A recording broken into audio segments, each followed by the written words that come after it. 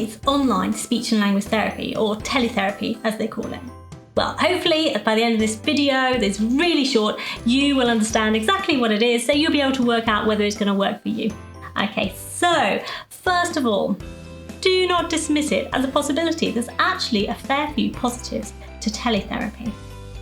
Secondly, in many ways, it's actually very similar to doing face-to-face speech and language therapy. So the therapist essentially will be in interaction with you or your child. It's just through different means. They're going to be working on the same goals, using the same strategies, and using the same clinical knowledge and expertise that they would have used in a face-to-face session. It's just that the medium that it happens by is a bit different. So they need to think about a few different ways of doing it.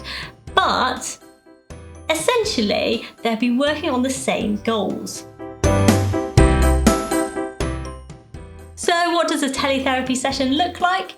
I want you to just set aside any ideas of what a Zoom session is like with your Aunt Flo when the kids disappear after 10 seconds of briefly waving hello.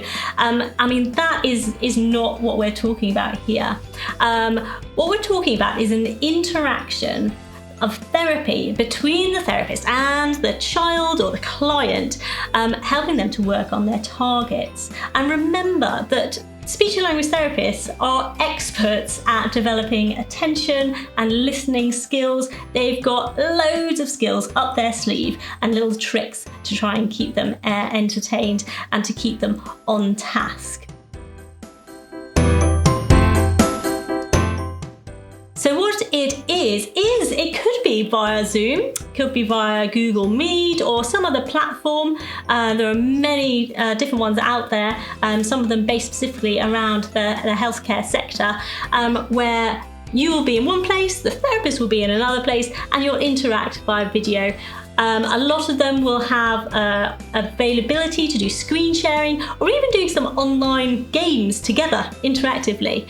So an actual session will probably be a bit of a mixture between some parent coaching, training you what to do so you know what to do to help your child, some direct work with the child, and that might be by using sort of games that are exciting or little cuddly toys that pop up, or exciting games that come when you've got to snap your fingers off, and it still keeps them entertained and it keeps them involved in the therapy and keeps them on task, but it's just visual. Obviously the child can't touch the thing because it's at a distance.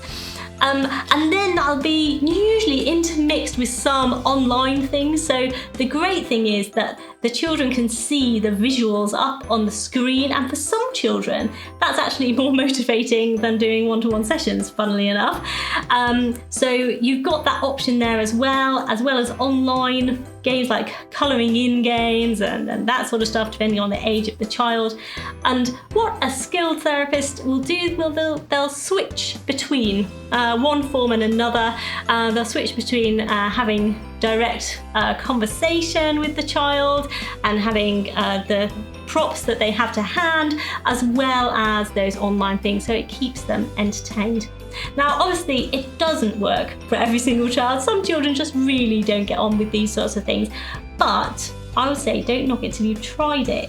You see, there really are some positives in terms of parent coaching. So all of a sudden we've got availability to maybe, how about do evening sessions via a Zoom phone call or what have you, so that you can have your full attention when the kids are in bed. You don't need to find a childminder, and you're getting the information you need to then practice the therapy with your child in the day. So there you go. That's speech and language therapy via teletherapy for you. And I hope that has helped to let you see a little glimpse into what it would be like if you opted for it for you or your child. Thank you.